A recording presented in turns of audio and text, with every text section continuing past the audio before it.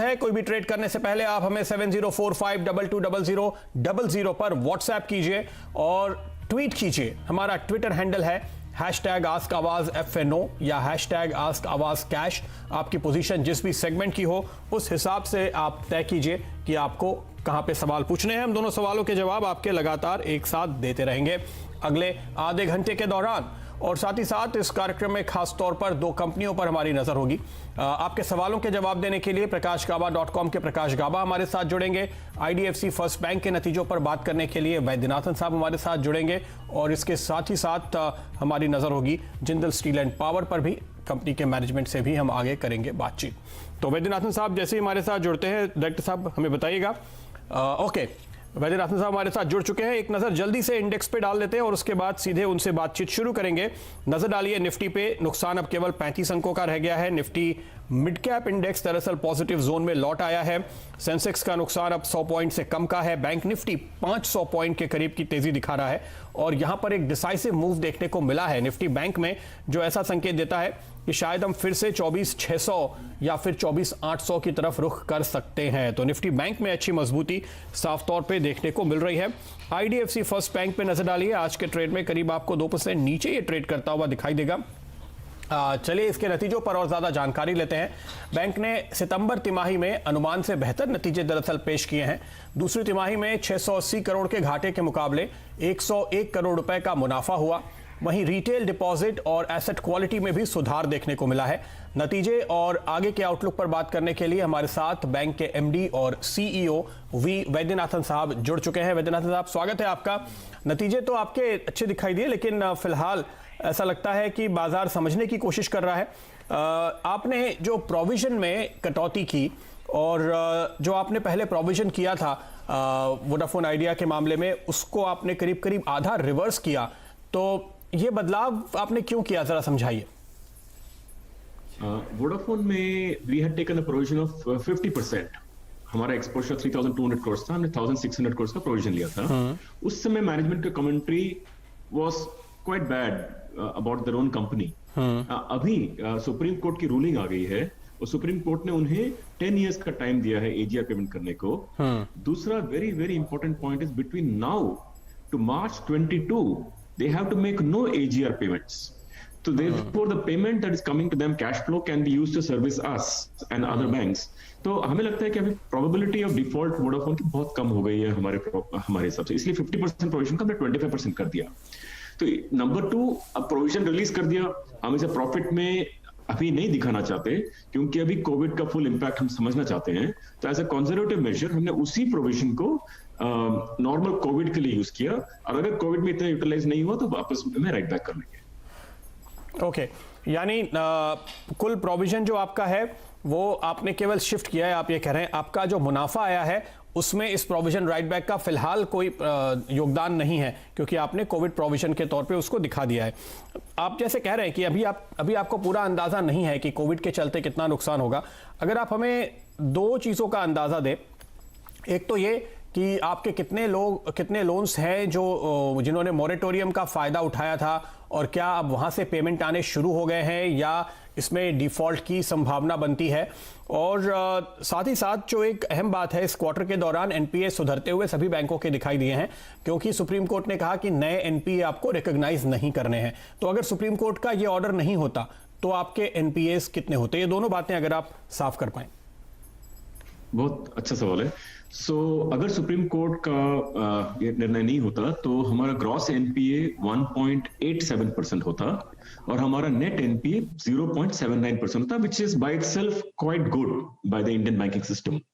Now number 2, इसका जो true impact है, क्योंकि अभी भी ये नंबर थोड़े कम दिखते हैं एक्चुअल से क्योंकि मोरेटोरियम है तो लोगों के डिफॉल्ट तो अभी दिखे नहीं है, इसीलिए जो March 21 तक ये बढ़ने के चांसेस हैं, लेकिन कितने बढ़ेंगे उसका मैं आपको अंदाजा दे सकता हूं, उससे आपको फुल क्लैरिटी मिल जाएगी।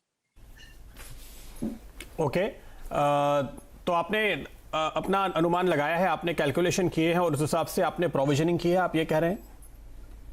बिल्कुल, मेरे कहने का मतलब है कि अभी जो हमारा एनपीए है 1.87% एट अ बैंक लेवल, इसमें रिटेल का एनपीए बहुत कम दिखता है, 0.8% दिखता है। लेकिन हमारे हिसाब से मार्च तक ग्रॉस एनपीए रिटेल का 2% हो जाएगा और नेट एनपीए 1% हो जाएगा, विच जो पिछले 10 साल से जो वही है हमारा ग्रॉस और नेट 2% 1% वापस स्टेबलाइज हो जाएगा। तो हमें ऐसा लगता है कि कोविड का जो पूरा इंपैक्ट है ब्रॉडली बाय दिस ईयर खत्म हो जाना चाहिए और अगले साल एक नया फ्रेश ईयर है और ग्रोथ फिर से शुरू हो जाएगा। आपके पिछले सवाल का जवाब दे दूं कि मोरेटोरियम के टाइम पे उसके बाद कलेक्शन कैसा आ रहा है, बहुत इंपॉर्टेंट क्वेश्चन है सबके लिए।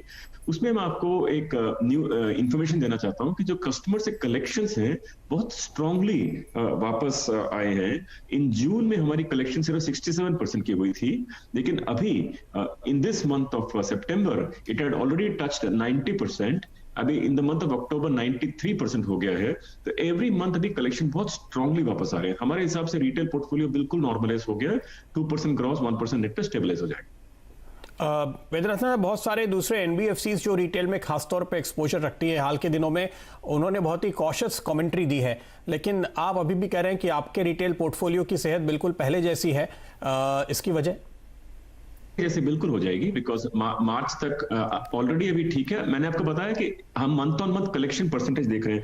आपको बता दो, फॉर एग्जांपल जुलाई हमारी कलेक्शन परसेंटेज 75% थी, अगस्त में 80%, सितंबर में 90% एंड इस मंथ 93 to 95%। तो ये हर महीने बढ़ रहा है। मुझे लगता है कि इकोनॉमी एक्चुअली काफी अच्छी इंप्रूव कर रही है, क्वाइट शार्पली रिकवर कर रही है एंड कस्टमर्स की एबिलिटी टू रीपे काफी बढ़ गए। हम तो हमारी परफॉर्मेंस तो हम देख रहे हैं कि कलेक्शन क्वालिटी काफी अच्छी हो गई है पिछले 2 महीनों में। ओके, अगर आपके लोन्स देखें क्वार्टर ऑन क्वार्टर 8% से कम हुए हैं, हालांकि डिपॉजिट्स करीब 8.5% बढ़े हैं।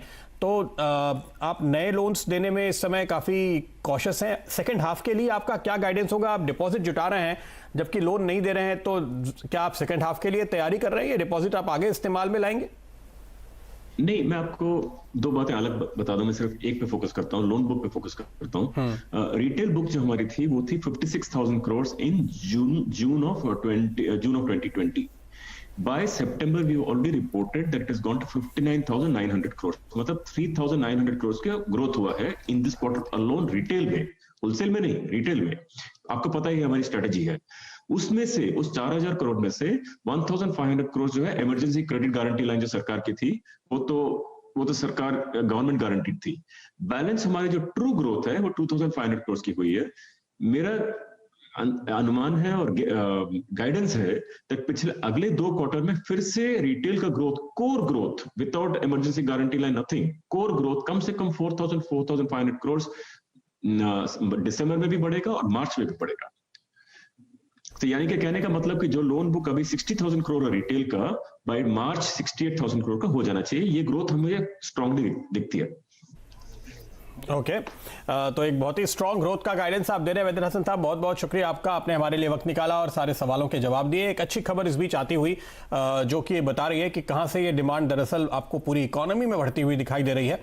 मैन्युफैक्चरिंग पीएमआई का आंकड़ा 58 को पार करता हुआ दिखाई दे रहा है और ये 10 साल का हाईएस्ट लेवल है। ऑलमोस्ट 58.9 पर हम पहुंच चुके हैं।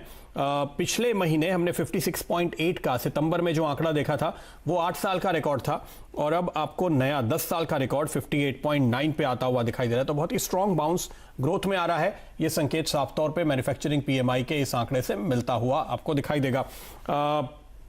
गाबा जी हमारे साथ जुड़े हुए हैं। प्रकाश जरा नजर डालिए आईडीएफसी फर्स्ट बैंक के चार्ट पे। आपने सारी बातचीत सुनी, आपके चार्ट क्या कहते हैं इस स्टॉक के लिए? आईडीएफसी फर्स्ट का जो चार्ट है उसके हिसाब से लगता है चार्ट स्ट्रक्चर के हिसाब से इतना कुछ खास नजर नहीं आता है। एक टिपिकल साइडवेज जोन पर है, इसको ट्रेंड की जरूरत है। जब वो 32-33 पार कर लेगा तो शायद एक ट्रेंड बनेगा। मुझे लगता है थोड़ा डिप मिलना चाहिए, शायद 27 के करीब एक सपोर्ट मिले। है तो चार्ट में कुछ ऐसा कुछ नजर नहीं आता है जहां की ट्रेडिंग अपॉर्चुनिटी बने। ओके, तो ये कॉल आपके लिए फिलहाल आईडीएफसी फर्स्ट बैंक पे बनती हुई नजर आ रही है। ये स्टॉक आपके सामने धीरे धीरे अब निचले स्तरों से रिकवर करता हुआ बाजार के साथ साथ आपको इस वक्त नजर आएगा। तो यह है कॉल आपके लिए आईडीएफसी फर्स्ट बैंक पे। आगे हम जेएसपीएल पर बात करेंगे, कंपनी के एमडी शर्मा साहब से उनकी राय लेंगे, लेकिन तब तक आप एक बार नजर डालिए, कुछ और सवालों के जवाब ले लेते हैं। क्या हमारे साथ कोई दर्शक मौजूद है फोन लाइन पे, या मैं ट्विटर के सवाल लेना शुरू करूं? अच्छा, एक दर्शक हैं कुलदीप जी। कुलदीप जी हमारे साथ राजस्थान से जुड़ रहे हैं। कुलदीप जी नमस्कार, बताइए क्या है आपका सवाल? नमस्ते सर, सवाल मेरा ये होटल का है सर। 78-80 में ले रखा है, 1000 शेयर ले रखे हैं सर, उसका क्या करें? अभी 74 है, होल्ड रखें या EIH होटल की आप बात कर रहे हैं, आपने 78 पे लिए हैं, आपके लेवल के आसपास ही चल रहा है। आपने कब लिए ये शेयर? मतलब हो गए दिन, 6-7 दिन हो चुके हैं सर। अच्छा, तो क्या मूड है आपका? शॉर्ट टर्म ट्रेडर है या लंबा रुकना चाहते हैं? आप बताइए, आपके हिसाब से रुक लेंगे सर। प्रकाश, क्या राय देंगे आप इन्हें? एक्चुअली मुझे जो ये पूरा सेक्टर है वो कंफर्टेबल नहीं हूँ, और कोविड के नजरिए हाँ थोड़ा आपको मिल भी सकता है, शायद एक लोग ट्रेवल भी करें, लेकिन ये सेक्टर मुझे पसंद नहीं है। लगता है इनको होल्ड किया तो होल्ड कीजिए, लेकिन एक अपू का एडवांटेज लेकर निकल जरूर जाना चाहिए। निकलने की जगह कहाँ है? 80 और 90 के आसपास अपू मिलेगा, ज्यादा गिरावट नजर नहीं आती है, कंपनी बुरी नहीं है, लेकिन सेक्टर मुझे ठीक नजर नहीं आता, तो अपू का एडवांटेज लेकर निकल जाना चाहिए। ओके, चलिए ये राय आपके लिए आती हुई। EIH पे शॉर्ट टर्म का ही व्यू रखिए और उछाल में निकलिए। राकेश मिश्रा जी हमारे साथ जुड़े हैं। राकेश जी बताइए क्या है आपका सवाल? जी, मेरे पास 2 स्टॉक है, एक भारती एयरटेल है, तो उसका शॉर्ट टर्म व्यू चाहिए सर कि विदर आई होल्ड और ओके, और दूसरा था L&T जी। आपका मैसेज मेरे सामने है, आप शायद अपने स्टॉक भूल गए, लेकिन मुझे दिख रहा है 530 पे आपने लिया है भारती एयरटेल और L&T लिया है 930 पे। बताइए प्रकाश, क्या राय देंगे आप इन्हें? भारती एयरटेल और L&T की बात पहले कर लेते हैं। मुझे लगता है L&T जगह अच्छी है होल्ड करने की, खरीदने की भी जगह अच्छी है। 920 का एक स्टॉक लगा लीजिए। स्टार्ट स्ट्रक्चर के हिसाब से मुझे लगता है 1000, 1020, 1050 वहां तक जरूर चला जाएगा, तो होल्ड कर सकते हैं। मुझे लगता है कि बेस बन रहा है, और कभी कभी बेस बनते बनते वक्त भी लगता है। L&T भी शायद वैसे ही हो रहा है, लेकिन बट नथिंग टू वरी। रही बात भारती एयरटेल की, भारती एयरटेल की बात करें तो यहाँ पर एक अपमूव मिल सकता है, बहुत ही स्ट्रॉन्ग सपोर्ट तो 400 के आसपास है। मुझे लगता है कि वो जो सपोर्ट है मीडियम टर्म के हिसाब से वो सही है। इसका टारगेट मुझे 500-520 नजर आता है। ये स्टॉक होल्ड करने के लायक है, और लेकिन थोड़ा उसे वक्त लगेगा, मुनाफा मिलेगा, होल्ड के लायक है स्टॉक। तो ये राय फिलहाल आपके लिए सामने आती हुई। चलिए, तो अब बात करते हैं उस स्टॉक की जहां पर आज आपके लिए इस वक्त ट्रेडिंग का मौका दिखाई दे रहा है, और मैं बताता हूं आपको आज का ऑप्शन। यह है आज का ब्रेकआउट ट्रेड जो आपको ऑप्शन के तौर पे मैं सुझा रहा हूं इस वक्त, और यह स्टॉक आपकी स्क्रीन पर आएगा। आपको मैं सुझा रहा हूं औरोबिंदो फार्मा का 720 के स्ट्राइक वाला पुट ऑप्शन, यानी आपको करनी है मंदी पुट ऑप्शन खरीद के। औरोबिंदो फार्मा 760 के करीब इस वक्त है, आपको 720 के स्ट्राइक वाला पुट ऑप्शन दिया जा रहा है। सीरीज की शुरुआत है अभी, तो आपके पास पर्याप्त वक्त है। स्टॉप लगाइए करीब 15 रुपए के आसपास। इस वक्त ये 22-23 पे चल रहा है, और आपका टारगेट होगा पहला 36 रुपए और दूसरा टारगेट होगा 40 रुपए। इन 2 टारगेट के साथ आपको यहां पर औरोबिंदो फार्मा में ये एक शॉर्ट का ट्रेड पुट ऑप्शन के जरिए लेने की राय दी जा रही है। एक इंटरेस्टिंग बात आपकी स्क्रीन पे दिखाई देगी, आप देखिए ओपन इंटरेस्ट बिल्डअप करीबन 90% से अधिक का देखने को मिल रहा है, जो आपको बता रहा है कि शुक्रवार तक इस ऑप्शन में जितनी पोजीशन बनी थी आज वो करीब करीब डबल हो चुकी है। और हमें दिखाई दे रहा है कि यहां पर बाइंग हो रही है, खरीदारी हो रही है। जिस तरीके से इस ऑप्शन के दाम में करीब 34-35% का इजाफा हुआ है, और जिस तरह से स्टॉक नीचे जा रहा है, ये चार्ट आपकी स्क्रीन पर आएगा। बिल्कुल क्लियर डाउन ट्रेंड आपको देखने को मिलेगा, और आप देख पाएंगे कि जो पिछले सेशन में उछाल आया था वो पूरा का पूरा निगेट हो चुका है। देखिए ये आपके सामने इस वक्त चार्ट खुला हुआ है, इसको डायरेक्टर साहब करीब से दिखाएंगे तो आप देखेंगे आज कैसे एक बड़ी मोटी रेड कैंडल बन रही है, जिसने शुक्रवार के उछाल को निगेट कर दिया। तो गुरुवार को यहां पर एक ब्रेकडाउन आया, उसके बाद रिकवरी की कोशिश हुई। शुक्रवार को हमने देखा कि एक ग्रीन कैंडल, फिर वैसे ही नीचे से रिकवरी की कोशिश, और आज हमने उस पूरे एफर्ट को, पूरी मेहनत को निगेट कर दिया है। और अब हम साफ तौर पे इस चार्ट में देख सकते हैं कि रास्ता फिर से नीचे की ओर खुलता हुआ नजर आ रहा है। तो ये चार्ट जो आपके सामने है, प्रकाश बताइए क्या राय देते हैं आप औरोबिंदो फार्मा पे? मुझे तो यहां पे साफ तौर पे एक टॉप आउट होने का पैटर्न दिखाई दे रहा है, और हम यहां पे इसीलिए पुट खरीदने की राय दे रहे हैं 720 के स्ट्राइक वाला। यहाँ पर देखा है तो लगातार हमने हायर लेवल्स 840 के आसपास औरोबिंदो फार्मा में सेलिंग देखी है। ये कंटिन्यू मूव डाउन है, अप मूव मिल रहा है, लेकिन वहां पर सेलिंग आ रही है। बेचना चाहिए, कहां तक आ सकता है, शायद 700 का जोन भी देखने को मिल सकता है, स्टॉप होगा 780 का। ये थोड़ा medium term, not medium term कह सकता हूं, थोड़े दिन लग सकते हैं इसके लिए, लेकिन चार्ट स्ट्रक्चर वीक है, शायद थोड़ा स्लाइड होने की संभावना है। 700 के लेवल तक अगर ये आता है तो देखिए आपका ये जो ऑप्शन है ये इन द मनी हो जाएगा, ये बात आप जरूर ध्यान में रखें। और इसी हिसाब से हमने आपके लिए ये स्ट्राइक चुना है, क्योंकि ऐसी स्थिति में आपका मुनाफा बने रहने और सुरक्षित रहने और बढ़ने की संभावना साफ तौर पे दिखाई देती है। तो यह है आपके लिए आज का ब्रेकआउट ट्रेड, ब्रेकडाउन ट्रेड आप इसको कह सकते हैं। औरोबिंदो फार्मा स्टॉक भी अब दिन के निचले स्तरों पर ट्रेड करता हुआ नजर आ रहा है, और ये ऑप्शन आपको दिन के उच्चतम स्तरों पर 23 का आंकड़ा पार किया था इसने अब से कुछ देर पहले। मेरे ख्याल से इसको रिफ्रेश करेंगे तो आपको फिर से दिखाई देगा। यह आज के लिए आपको एक ट्रेड मिलता हुआ मंदी की तरफ औरोबिंदो फार्मा में, जिसको आप पुट खरीद कर ट्रेड कर सकते हैं। चलिए तो आगे बढ़ते हैं, और अब वक्त हो चुका है एक और कंपनी पे नजर डालने का, और वो कंपनी है Jindal steel and power. JSPL ने दूसरी तिमाही में अनुमान से अच्छे नतीजे पेश किए। कंपनी की आय और मार्जिन में शानदार ग्रोथ रही। नतीजों पर जेएसपीएल के एमडी वीआर शर्मा साहब ने कहा कि कंपनी के इतिहास में सबसे अच्छे नतीजे रहे हैं। हर साल 5000 से 6000 करोड़ कर्ज कम करने की कंपनी की योजना है। आइए सुनते हैं। Q2 में जो ये दूसरी तिमाही है, ये हमारी बेस्ट एवर तिमाही रही है in the history of JSPL.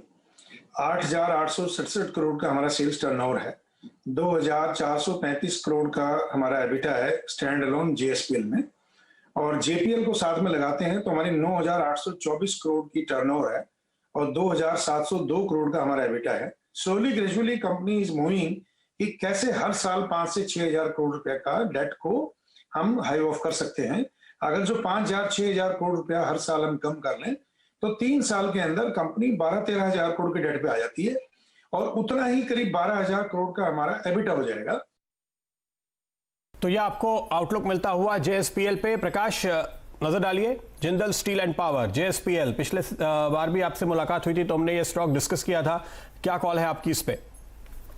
मेरे ख्याल से ठीक ही नजर आता है, जगह अच्छी है हायर टाइम फ्रेम बेसिस पर, जहां पर एक अप मूव है, लेकिन यहाँ पर कुछ 5-7 दिनों से हम देख रहे हैं स्ट्रगल कर रहा है। तो इसलिए क्या कहूंगा कि 180-185 ये एक जोन है, यहाँ पर शायद सपोर्ट मिले। अप मूव ऑन है, मुझे लगता है 210-215 एक स्लाइड क्लाइम होने की संभावना है, एक अप मूव मिल सकता है यहाँ पर 215-210 के लिए। तो मुझे लगता है अच्छी जगह है खरीदने की, स्टॉप लगाए 185 का है तो होल्ड कीजिए, नथिंग टू वरी। ओके, ये राय आपके लिए आती हुई।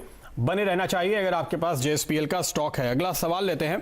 ट्विटर पे अगले दर्शक जो हमारे साथ जुड़ रहे हैं वो हैं, उनका नाम मुझे समझ में नहीं आ रहा, ये एक चाइनीज नाम इन्होंने लिख रखा है, लेकिन स्टॉक लिया है बिल्कुल हिंदुस्तानी। बलरामपुर चीनी के 500 शेयर हैं, 164 रुपए 50 पैसे की इनकी कॉस्ट है, तो करीबन 10 रुपए का नुकसान हो रहा है। पिछले 2 सेशन में ये स्टॉक बहुत तेजी से नीचे आया, जो सरप्राइजिंग है प्रकाश, इसलिए क्योंकि खबर तो बड़ी अच्छी आ रही है इथेनॉल को लेकर के, चीनी के दाम भी बढ़ रहे हैं। तो क्या ये दरअसल एक मौका है और खरीदारी का? जी नहीं, मैं रुकूंगा। मेरे ख्याल से खरीदारी का मौका लोअर लेवल से करीब 140 के आसपास, क्योंकि इसका जो चार्ट स्ट्रक्चर है वो तो ठीक है, लेकिन स्ट्रगल कर रहा है अपमूव में। तो यहाँ पर जैसे ही अपमूव मिलता है सेलिंग प्रेशर आ रहा है, तो ये क्लैरिटी नहीं है। तो मेरे ख्याल से अगर लेना है तो लेने की जगह 140 हो जाती है ऐड करने की। फिलहाल तो होल्ड कीजिए, 2 दिन आया है नीचे तो होल्ड करना चाहिए, लेकिन 140-45 जोन वहां पर खरीद सकते हैं, कॉस्ट कम हो जाएगी, फिर एक अपमूव मिलेगा। 160, 165, 165 यहाँ पर स्टिफ रेजिस्टेंस है, वहां पर जो खरीदा लोअर लेवल्स वो बेचना चाहिए। ओके, तो ये सलाह आपके लिए फिलहाल आती हुई बलरामपुर चीनी पे। चलिए नजर डालते हैं अगले सवाल पे, जो हमारे दर्शक मिस्टर नारंग पूछ रहे हैं। इनका सवाल है एसबीआई पे। जिमी नारंग साहब ने 3000 शेयर्स लिए हैं, 215 की इनकी कॉस्ट है। एसबीआई, प्रकाश क्या राय देंगे आप? 200 के ऊपर टिकना इसके लिए बड़ा मुश्किल बना रहता है। काफी सारे दर्शक हमसे सवाल पूछते हैं जो 200 के आसपास या उसके ऊपर लेकर अटके हुए हैं। मेरे ख्याल से इन्होंने ये पोजीशन कम से कम सितंबर में ली होगी, क्योंकि उसके बाद तो वो लेवल दिखाई नहीं दिए। क्या राय देंगे आप? मेरे ख्याल से होल्ड करना चाहिए। चार्ट स्ट्रक्चर के हिसाब से लगता है कि लो लेवल में सपोर्ट है एसबीआई में, और अपमूव अगर मिलता है तो शायद एक करीब कह सकते हैं 210 और 215 का जोन दिखाई दे रहा है, तो वहां तक तो लगता है ऐसे चला जाएगा। तो यहाँ पर इनको अगर ऐड करना है तो ऐड कीजिए, जो ऐड करें उसका स्टॉप लगाइए 185 का, 188 का। लगता है यहाँ से कप्पू मिलना चाहिए, और जो ऐड करे वो करीब 200 के आसपास बेच दे। चार्ट स्ट्रक्चर के हिसाब से लगता है कि यहाँ पर थोड़ा वक्त गुजारेगा, लेकिन वीकनेस नजर नहीं आती। लगता है कि शायद स्ट्रेंथ आते आते थोड़ा वक्त लगे, लेकिन वीकनेस नजर नहीं आती। ओके, तो ये कॉल आपके लिए आती हुई एसबीआई पे।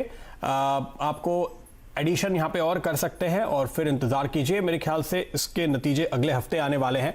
सरकारी बैंकों के नतीजे इस तिमाही में रिलेटिवली अच्छे आ रहे हैं, तो ये भी एक मददगार साबित हो सकता है। तो अच्छी गिरावट के बाद अब फिर से संभल रहा है, तो अब आपको निकलना नहीं है बल्कि और ऐड करना है।